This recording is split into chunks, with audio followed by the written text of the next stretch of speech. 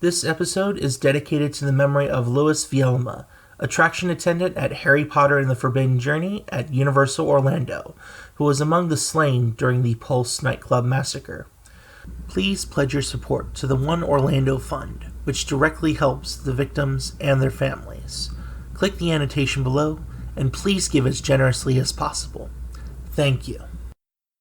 2012! And done! Our very first episode of our podcast is up and running. Gee whiz! We're just like that guy with the glasses.com and all their tubular blip videos. We'll be online forever! And our view counts are going to go up, up, up. We're going to be huge! And best of all, no one has ever done a web series about theme park rides. It's perfect! 2013! Hey, SurferClock, and take a look at Mike J's newest Shameful Sequels video. Theme park 3D films? Yeah, it's pretty good. Mike J has this guy come in and help him discuss the theme park rides. What's his name? Oh, I missed it. Some jerk with a camera. He better not be moving in on our territory. Yeah, especially since we're going to be on Channel Awesome pretty soon. Once Doug Walker reads all 624 of our emails, we're going to be on Easy Street. We're watching you, jerk. 2014! Smooth. He got picked up by Channel Awesome! You're kidding! They picked him over us? Oh, I guess if you have a camera, you're good enough for Channel Awesome, aren't ya? Shall we summon our brethren from those dudes with a hat and our makeshift Walking Dead cosplay weapons? No.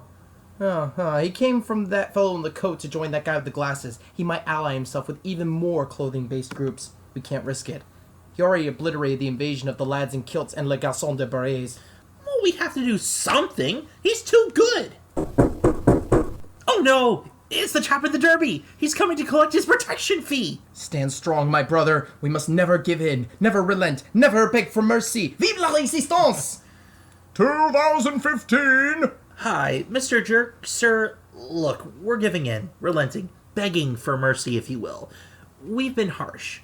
So what do you say? Can we cut a deal? SurferClock! The man in the suspenders is storming the main entrance, and the SA Jeans is flanking for the rear. I can't hold him off any longer! Okay, you win. We'll do anything you want. Name it. A cameo in our 100th episode? Never! It's the ladies in the Uggs! Ow! Uncle, please! I can't take her feathering. Stop kicking Rafa Fury! All right, a cameo, fine. Now please call off your battalion. Look, they're retreating. By Jove, did we win? Stop kicking tappers! I only got in a few selfies. Thank you ever so much, Mr. Jerk, sir. Wait, what? You want a favor in return to be determined in the future? Like what? No, thanks. We cool, Hello? Present day! Hello, SurferClock here. It's time. Who is this? You didn't save this number on your phone. Are you kidding me? It's me. From Channel Awesome, YouTube, That Fellow in the Coat, and Geekvision, some jerk with a camera! What was that? Oh, they follow me around every time I appear on someone else's show. Anyway, I'm calling in that favor. All right, that thing. I want you to review Captain EO. We did that already. No, I mean, review my review of Captain EO. The Captain EO review? Right, review my review of the review. Hey, Surfs, the reviewer's calling. He wants to know why we're reviewing the review of the Captain EO review when the reviewer already reviewed the review. Get on with it. Yes, get on with it. Get on with it! You got greedy. And yet it was worth it, so I'm taking it as a win. So, what? Are you guys doing the Captain EO video or not? Relax, Double R, the bit ended. So, let's cut to the chase. What say you, a top 10 best Some Jerk with a Camera episodes? Only 10? Pfft, you guys think you're Watch Mojo or something? Don't be ridiculous! Watch Mojo has a budget. Let's jump right into the list then. Ladies and gentlemen, jerks. Word. This is the top 10 Some Jerk with a Camera episodes. Begin, my puny minions! Cater to my gargantuan ego! Smoo you! Number 10. 10 Years of Disney's California Adventure. In 2011, a year before we launched our podcast, Disney's California Adventure... Disney. What? It's Disney California Adventure. They dropped the apostrophe S back in 2010.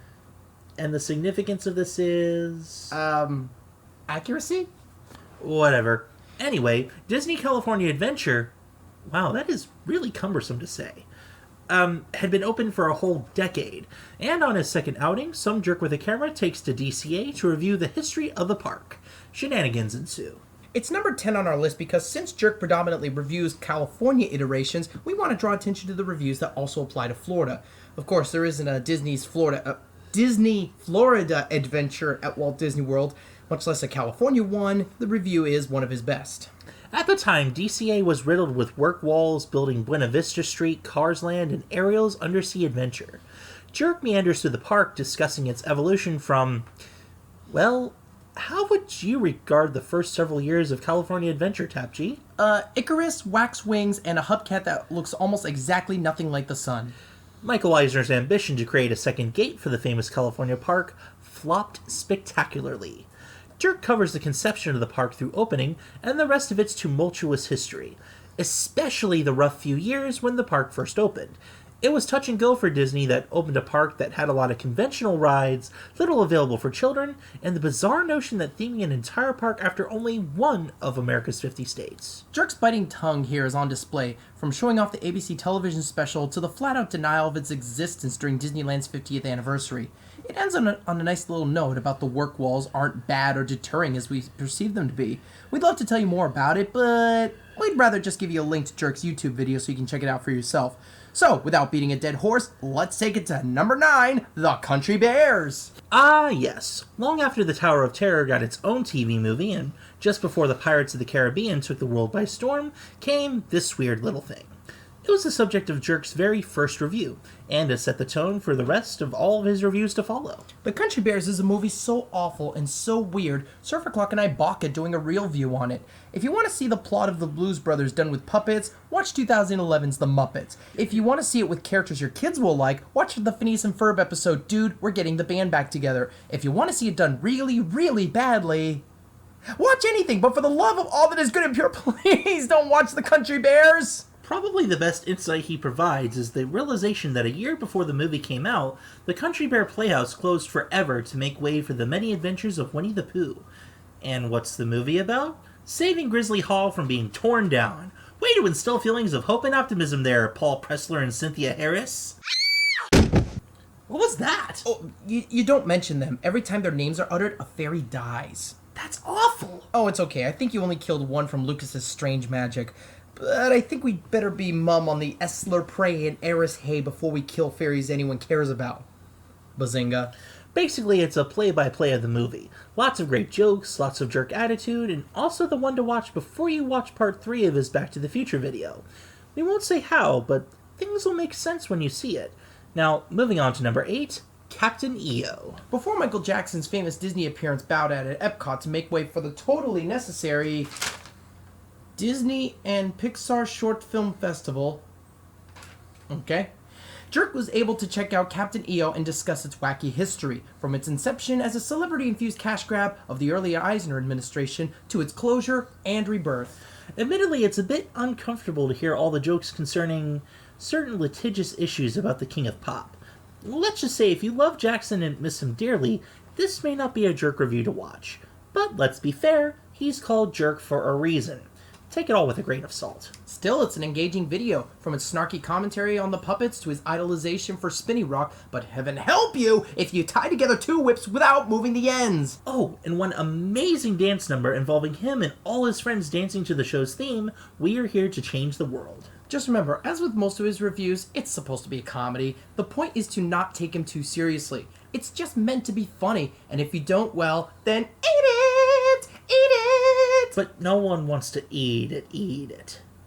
Coming in at number 7 is Shrek 4D. Now we foray into his more recent reviews, where not only has his style been perfected, but he's also gotten into doing story arcs. In this review, Jerk mentions how Lord Farquaad is now a ghost, totally defying all sorts of suspension of disbelief. As if to drive a point home, his longtime partner in crime Spazmaster pops in, also as a ghost, and so does a character known as Conspiracy Guy, and, some character known as Kill Bosby, a parody of a certain comedian/sitcom staple who got into judicial trouble in recent years. Boy, Jerk does not skirt around controversy, does he? He and his 3 ghost companions all banter and squabble as they review the attraction, which Jerk goes over in detail. It helps considering at the time, Jerk was disillusioned with Disneyland and sought refuge at Universal Studios Hollywood. It's a story that parallels that of Jeffrey Katzenberg, the former Disney executive who created DreamWorks, and the biting anti-Disney tone of Shrek. The anti-Disney tone lingers strongly throughout Jerk's review. Yeah, sort of. It'd take a lot more to shake Jerk's passion for the mouse than what occurred, but it's fun to see it from his perspective. And while we're at Universal Studios, number 6, The Simpsons Ride. After talking about Back to the Future the ride, Jerk takes on its replacement, the Simpsons Ride, and goes into a lengthy bit about Universal's identity crisis and the development of the attraction. Jerk's opinion of the attraction is pretty high, so since he can only find so little wrong with it, he takes on the persona of whom else but comic book guy. And it's kind of startling just how uncannily close he nails that impression. He does this for his top 11 nitpicks, which, in and of itself, has an amazing ending. Definitely stick around until the end of the video. He lauds the satire of the Simpsons tone used in the ride, unlike what we've seen in Escape from Tomorrow. It lampoons theme park culture, but, unlike Randy Moore, has fun with it. Though now that I think about it, I think that movie would have been a bit more watchable had it be Homer Simpson getting abducted by Siemens and stalking French girls and getting the cat flu. Yeah, you're right. I realized it just as I was saying it. I'll shut up. Just skip to the next one. Number 5. ABC Goes to Disney World Retrospective Series. In this 8-part series, Jerk takes on the ultimate culmination of the Eisner era. Michael Eisner, oh great insightful businessman that he was, knew the power of synergy like nobody's business. Of course, with great power comes great responsibility, and Eisner unfortunately didn't wield it responsibly. You could argue that the worst of it was when Disney made the Country Bears or the Haunted Mansion, but there's something to be said about Disney-owned TV shows being a vehicle to promote a theme park. And most of the time, it got shameless. Told through a series of flashbacks while he and Buddy Spazmaster are stuck up high in Mickey's Fun Wheel DCA, Jerk recalls the various sitcoms that took to Florida to upsell the parks. Full House, Family Matters, Roseanne, Step by Step, and Boy Meets World, and Sabrina the Teenage Witch. Each all had at least one episode featuring most of the cast taking to the most magical place on earth. What makes each episode tick with Jerk is the various inconsistencies and the assortment of jokes used that carefully tiptoe around anything negatively self-referential. Jerk makes snarky commentary on the tropes and cliches frequently used in 90s TV that comes to light here, as well as pointing out any time that they seem to alter space and time, either for the sake of a joke or a plot convenience.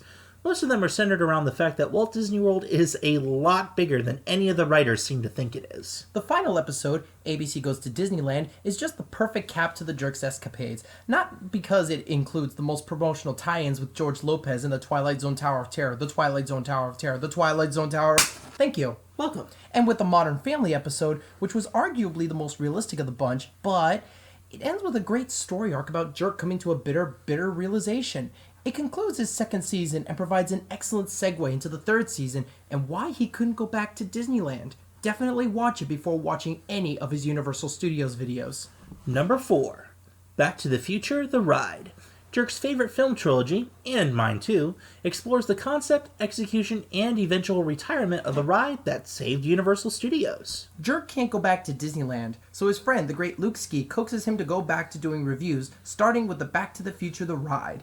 There's just one hitch. Now that Jerk is officially a member of Channel Awesome, he's subject to Channel Awesome policy. As such, any review involving Christopher Lloyd requires him to hire someone to do a bad Doc Brown impression, a practice that goes from a few of his friends and colleagues to a slew of contestants all mugging and hamming up their own off-kilter impersonations. Not that Jerk doesn't take advantage of doing a little time-traveling shenanigans of his own. Unfortunately, that does mean his future selves do drop in frequently to argue and bicker with each other in a hapless, chaotic mess. The comedy, needless to say, writes itself. Number 3. Get on a smooth plane. The top 11 Florida attractions not in California. Since Jerk's stopping grounds are out in the land of traffic congestion, smog, and young actors serving tables until their big break, he rarely comes over to our side of the continent. Cause this here's our toy. If you got a problem with that, you gotta answer to my fists, cuddles, and snuggles. You know, those names don't exactly instill a sense of fear. Neither does Stitch's Great Escape, Life's Full of Disappointments. So, since Walt Disney World and Universal Studios Florida offer a wide array of experiences not available to Jerk in California, he pays homage to the top 11 rides we have in the land of senior citizens, spring breakers, and idiots that can't figure out how to work a friggin' turn signal! That California doesn't.